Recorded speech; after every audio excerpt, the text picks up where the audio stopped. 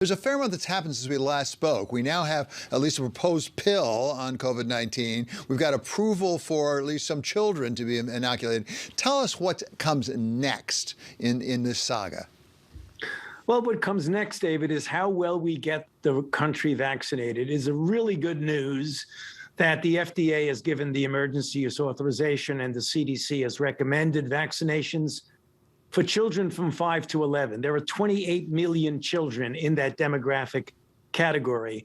And if we can get the overwhelming majority of those vaccinated, not only would be a great relief to parents, protect the children, but it would have an impact on the dynamics of the spread. So that's one good news. You mentioned the fact that we now have 2 orally administered antivirals, one of which has received an emergency use authorization from the FDA, molnupiravir, and the other, which has got good results from Pfizer, a protease inhibitor, which is now applying for an emergency use authorization. Those drugs, when given early, within the first 3 to 5 days of symptomatic infection, do a great deal of diminishing the likelihood that a person's infection will progress to hospitalizations and death.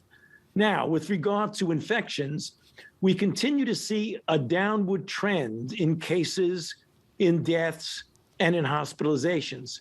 But we seem to be plateauing at around 70,000 cases a day over the last several weeks. And we want to make that slope of decline to be much sharper in its deflection. And the way you do that is you get more people vaccinated. You know, we still have about 60 million people in this country who are eligible to be vaccinated who have not yet gotten vaccinated.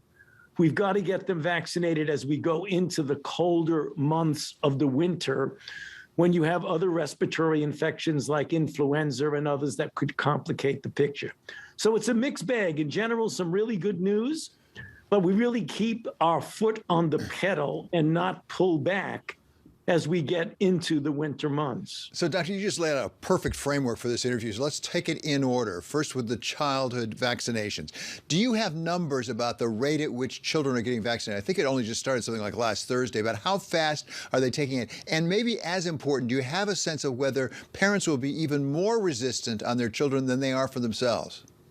Well, I can give you an answer clearly on the second question. I don't have the numbers yet for the first question, because although we seem to be doing very well, I mean, if you look at some of the clinics and the pediatrics offices, there are certainly an awful lot of children from 5 to 11.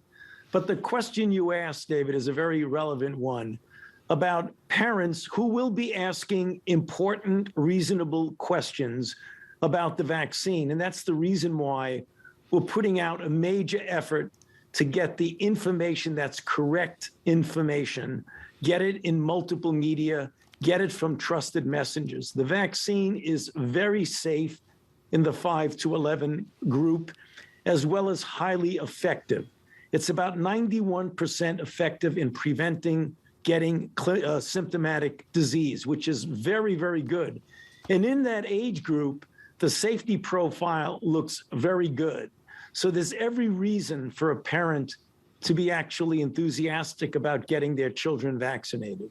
So, Dr. Fauci, we have a viewer actually who wrote in as you were talking and asked about herd immunity. And the question specifically was, once we get to childhood vaccinations, will we get to herd immunity? Or let me ask it a different way. Have we given up on herd immunity as a practical matter?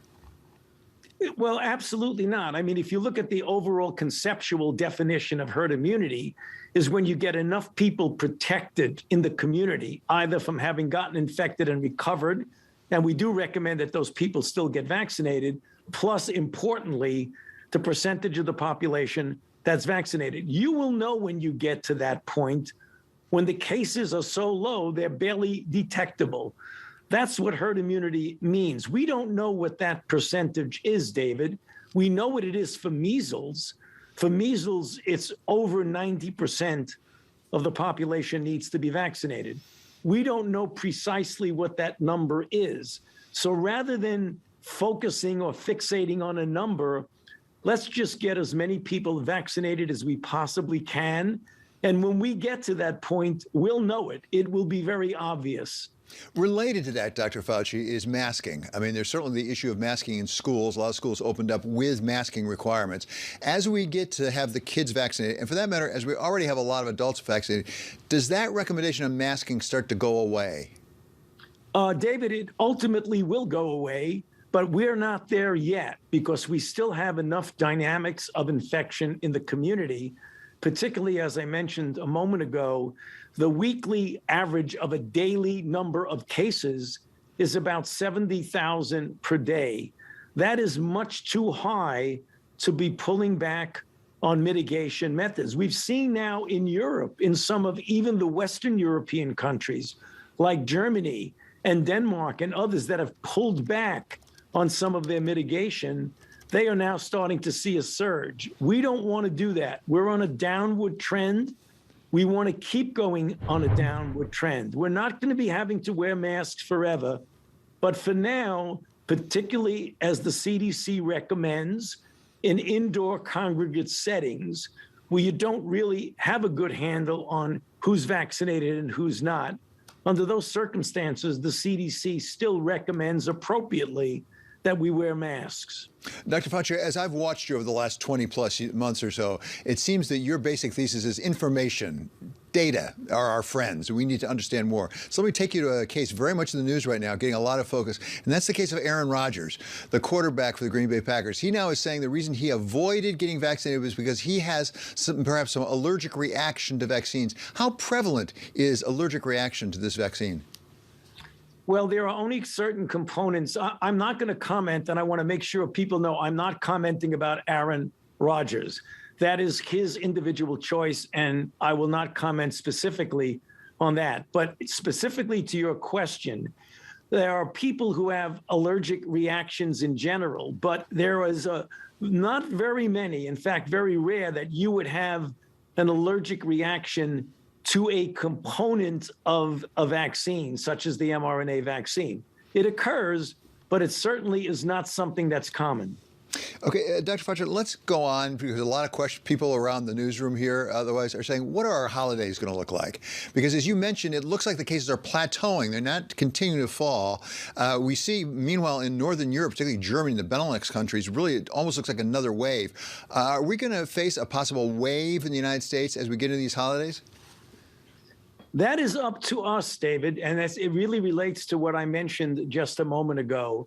If we get the overwhelming proportion of unvaccinated people vaccinated, and we get those who have been vaccinated and are eligible to get a booster, if we get them boosted, we can go a long way to preventing any surge as we go into the winter. And in fact, for vaccinated people, you should look forward to a good family type of gathering in the home, as we've always accustomed to do in Thanksgiving and in Christmas. I know I'm planning to have a family gathering with my family, all of whom are vaccinated, and enjoy the season. But with regard to the society in general, the community in general, whether or not we get a surge is going to depend on how well we get people vaccinated.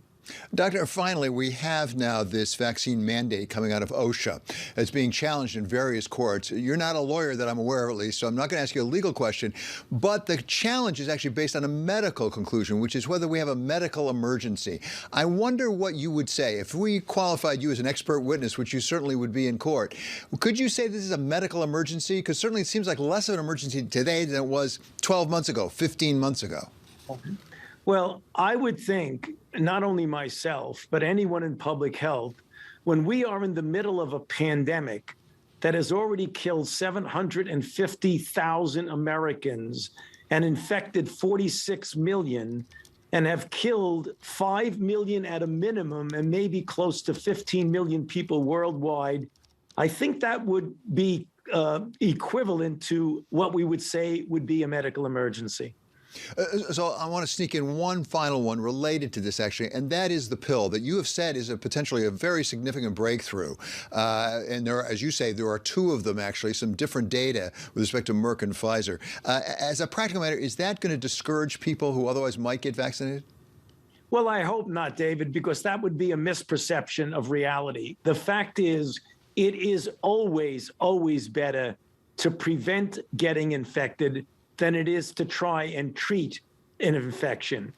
The pills, which are really very good for those who unfortunately get infected, it diminishes the likelihood of hospitalization by 50% in one of the products and 89% in the other product. But you know how you get to 100% chance that you will not be hospitalized is don't get infected in the first place.